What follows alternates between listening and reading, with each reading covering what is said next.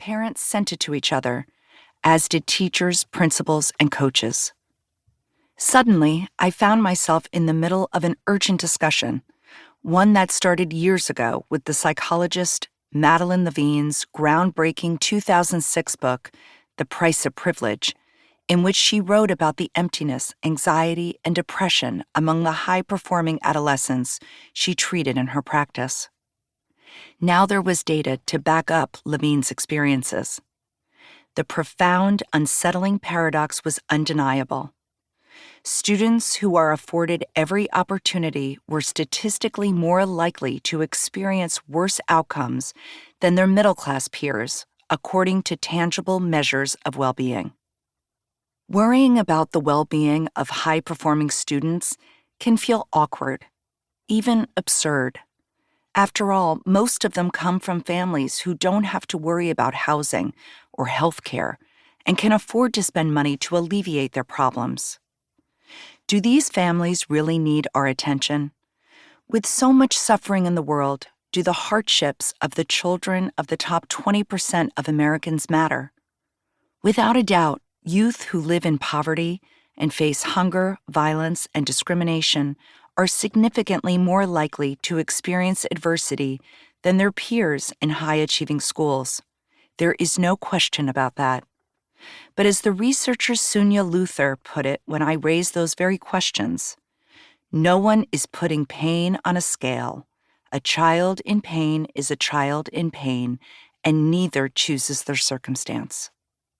Changes in what it means for a child to succeed are taking place against and directly contributing to a backdrop of intense childhood suffering.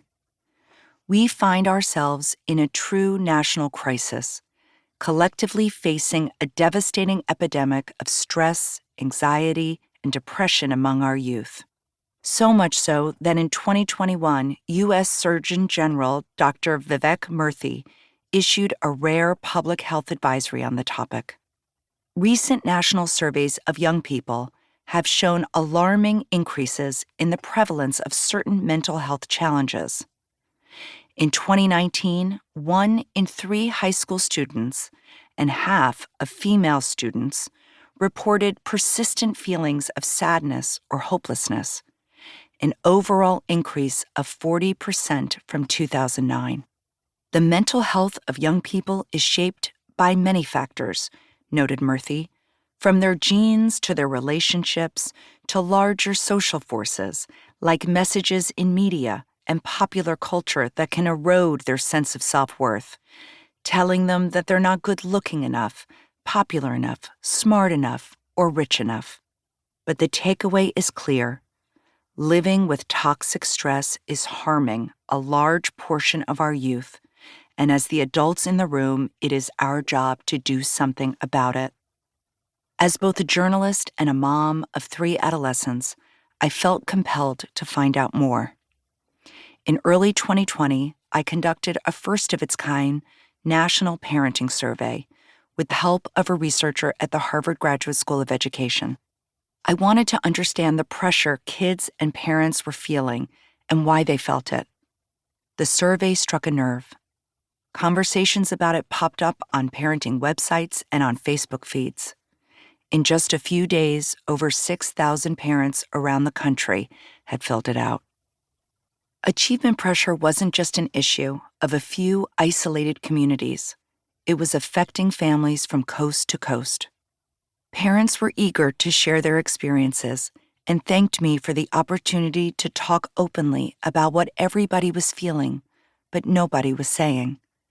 The survey asked parents how much they agreed with statements like, "Parents in my community generally agree that getting into a selective college is one of the most important ingredients to later life happiness." 73% of parents agreed. Others think that my children's academic success is a reflection of my parenting. 83% of parents agreed. I wish today's childhood was less stressful for my kids. 87% of parents agreed. I started to believe that surfacing these feelings could be a first step towards dismantling them. At the end of the survey, I asked parents to